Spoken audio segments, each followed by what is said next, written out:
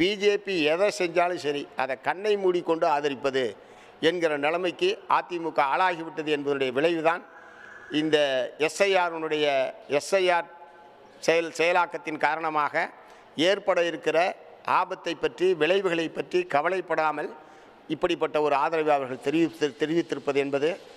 ஆகவே அதிமுக தன்னுடைய நிலைப்பாட்டை மாற்றிக்கொள்ள வேண்டும்.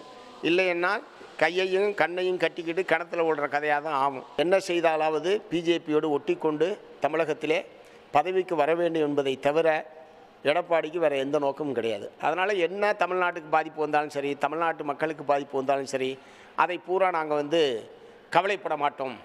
பிஜேபி எதை சொன்னாலும் நாங்கள் ஆதரிப்போம் என்பதனுடைய வெளிப்பாடு தான் இது. இது உண்மையான கண்டனத்துக்குரியது. பீகாரில் 3 லட்சம் இஸ்லாமியர்களின் வாக்கு நீக்கப்பட்டிருக்கு. அதோடு இப்போ தேர்தல் நடக்குது. அது எவ்வளோ பெரிய விளைவை உருவாக்கும் அப்படின்றது எல்லாரும் கண்கூடாக தெரியுது. பல லட்சம் வாக்குகள் நீக்கப்பட்டிருக்கு. குறிப்பாக 3 லட்சம் இஸ்லாமிய வாக்குகள் நீக்கப்பட்டிருக்கு. அதாவது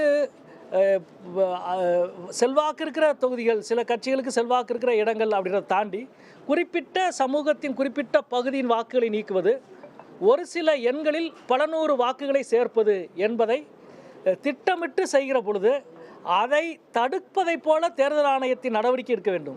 எஸ்ஐஆரின் நடவடிக்கை அப்படி இருப்பதாக இந்தியாவில் இதுவரை எந்த மாநிலத்திலும் முன்னுதாரணம் இல்லை. மாறாக அது போன்ற முறைகேடுக்கு தான் எஸ்ஐஆர் வழிவகுத்திருக்கிறது என்பதுதான் நிரூபிக்கப்பட்ட உண்மையாக இருக்கிறது. இதனுடைய அடிப்படை எங்கேருந்து ஆரம்பிக்கிறதுனா, தேர்தல் ஆணையத்தை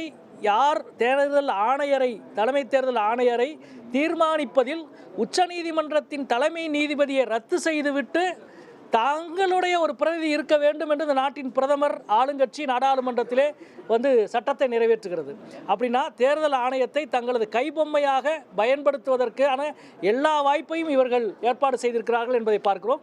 எனவே இது ஜனநாயகத்துக்கு மிக ஆபத்தான ஒன்று.